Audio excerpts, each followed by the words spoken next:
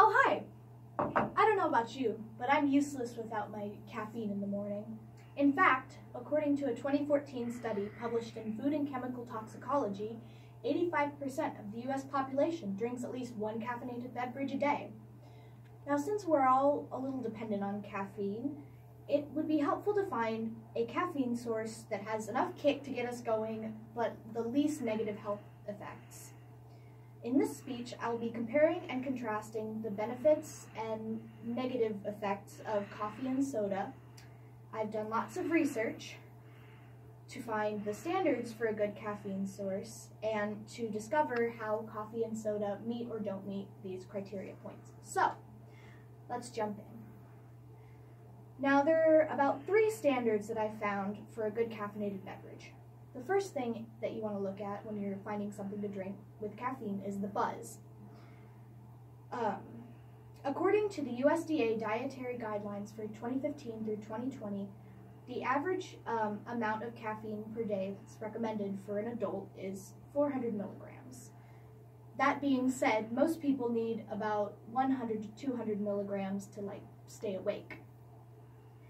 The next criterion to look at is sugar or calories in the beverage.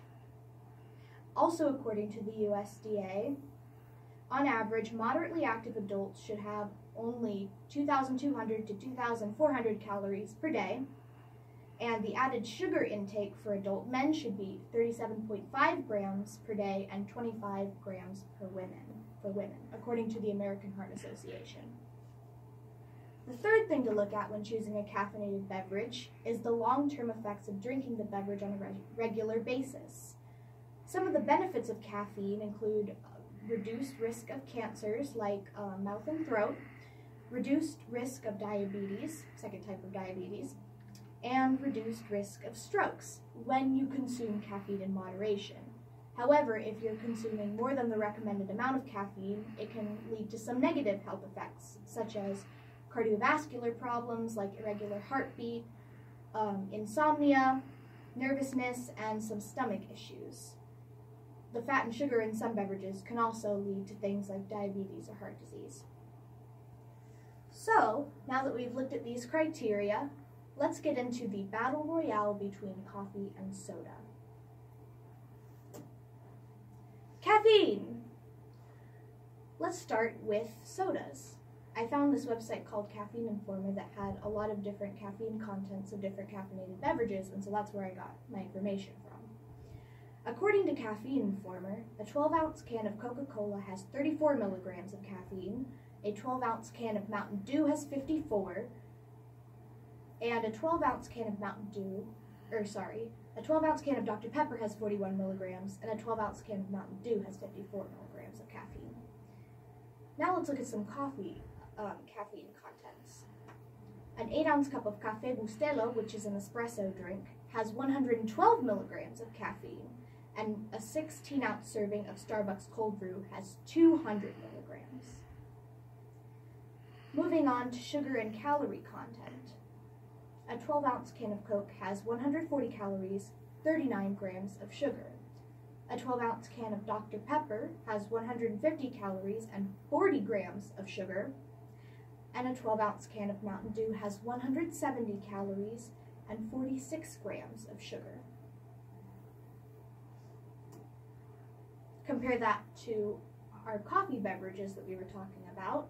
An 8-ounce serving of Café Bustelo has only 103 calories, while a 16-ounce serving of Starbucks cold brew only has 3 calories. And the great thing about coffee is there's no sugar in it unless you add it yourself. I mean, depending on the drink you get, but if we're talking about black coffee, there's no added sugar. Now let's look at the long-term effects of drinking coffee and soda. According to the Harvard School of Public Health, people who drink 1 to 2 sodas a day have a 26% higher chance of developing type 2 diabetes.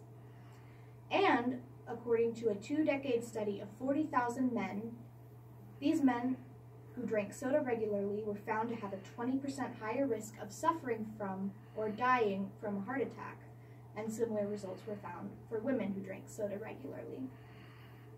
Another Harvard study found that cardiovascular problems such as increased heart rate, increased blood pressure, and irregular heartbeat could also result from drinking too much caffeine.